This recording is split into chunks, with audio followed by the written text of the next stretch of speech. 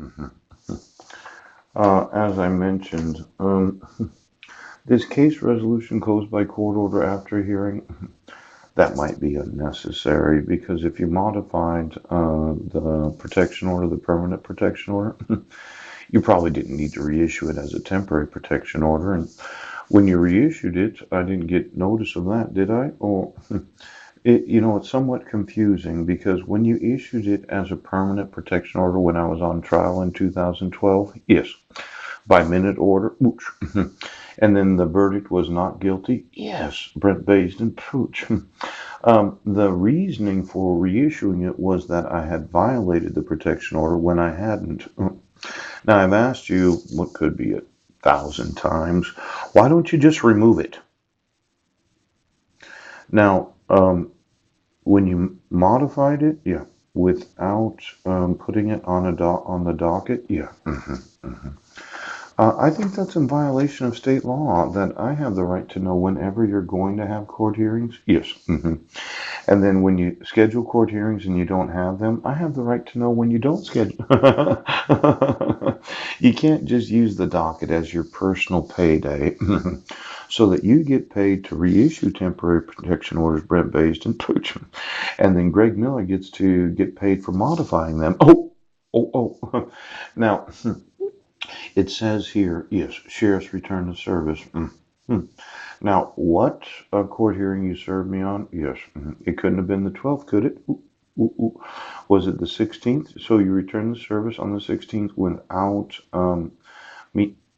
What did you give me 5 judicial days? Oh, well, it looks like you had two unnecessary court hearings, the one on the 12th and the 26th. Yes, because you had issued a permanent protection order, ooch, on July 6th, order for protection. William Knieves. Oh, then you served me after you did that? Yes. And then I was found not guilty on the 24th? Yes. But Judge Porter, ooch, you decided that you would not remove it because I was not guilty.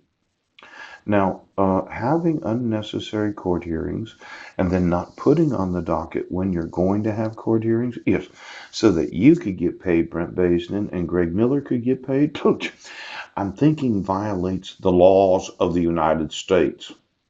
Now, your whole modus operandi of obstructing my rights as an American citizen, it's going to cost the United States a lot of money for the fraud of having unnecessary court hearings, not putting on the docket when you're going to have court hearings, because when I'm named as a respondent, I can always decide to go there without notice.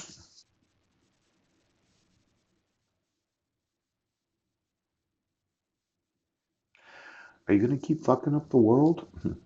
Because as I mentioned, there is what's known as the obligations of the United States, and then the obligations of other nations, to inform the United States. Now, we talked about the state of Washington being one of the states in the states of those that are members of the United Nations. Yeah. And then there are what's known as nations. Now, I put on my drive some documents that I thought were important because a lot of nations have a lot of debt. And I know when they have a lot of debt, they probably have purchased a lot of debt. Do they own any United States Treasury bonds or bills? Because it looks to me like the White House is intentionally not issuing an executive order. Now, this human trafficking that I talked to you about a couple days ago, there happens to be some conventions against that, and there might be some treaties that if I was to find out they used my genetics to make any little boy or girl, I not only would sue this nation, but I'd sue every nation that are members of any and all international conventions for allowing these types of things to happen. Then there's the International Service of Process. Let's say you're having unnecessary court hearings and you're not putting me on the docket. That would violate the Hague Convention of International Process. And it would violate numerous other treaty obligations on the part of the United States to make sure that nobody issues court orders without protecting the rights of the respondent. Now, I've been waiting for a phone. You know what happened? Yeah, I got a phone call today. The renter of the house where I'm going to do some work. Yes, he called me. He's alive. Yes. It did make me feel good. I tried to call him back. He didn't answer his phone. But if I have to move, yes, it's because the renter has to move. It's not because I got kicked out. So I'm sitting here in some uncertainty about exactly where I'm going to sleep tonight. But I was able to borrow $5, so I got some tobacco, but now I have a total of $8 that I owe people. $1 to a very nice lady that every once in a while she helps me out with $1. Another guy gave me $2 on the bus approximately 2 weeks ago when I was returning from a court hearing in Port Townsend. Do you remember that, Judge Landis, when we were going to have a cell hearing and I was just there for 5 minutes so that I didn't get a failure to appear? For some reason, the violating of this protection order where there's unnecessary court hearings, yeah, and there's court hearings where there's no docket of the actual hearings. I know Jefferson County might be wondering exactly when I am. Motherfuckers. Now, I'm in for $8 today, and I'm going to need $10 by tomorrow to pay off all of those that I owe.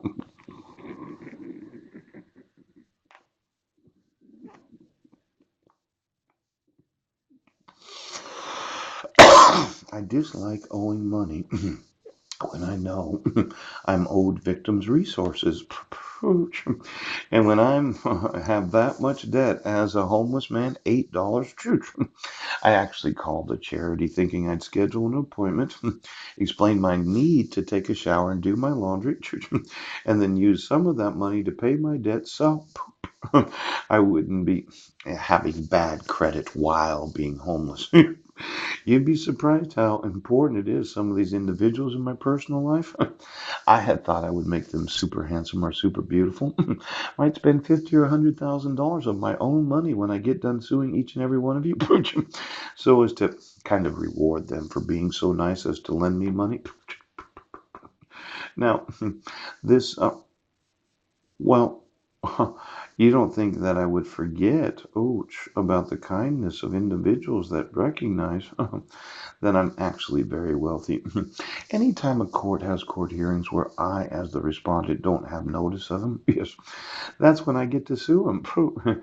And when they have unnecessary court hearings so the court commissioner can get paid, that's when I get to sue them. Oh. And then when they try me for violating a protection order that should have never been modified or reissued, because I did not get notice of hearings, that's when I get to sue them. Now, when you think about, well, you wouldn't remove me from the docket, Jefferson County. Now, you're fucking idiots. Every fucking employee. You're idiots. You're getting sued and you're going to prison. Now, I'm just looking. Ooh, oh, I'm sorry, but you are.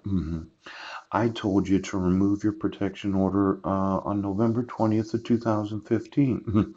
Instead, you decided to arrest me for a crime in Sequim, Washington that I didn't commit. Which you put me in jail 4 times over the last 7 years. And you never had a valid protection order because every fucking thing you did was against the law. And then you want me to motion a court that, well, you'll find out that I'm actually a very generous person, considering those that realize how criminal it is to commit fraud. Now, these other bar associations, a lot of times they have attorneys that didn't just graduate. I like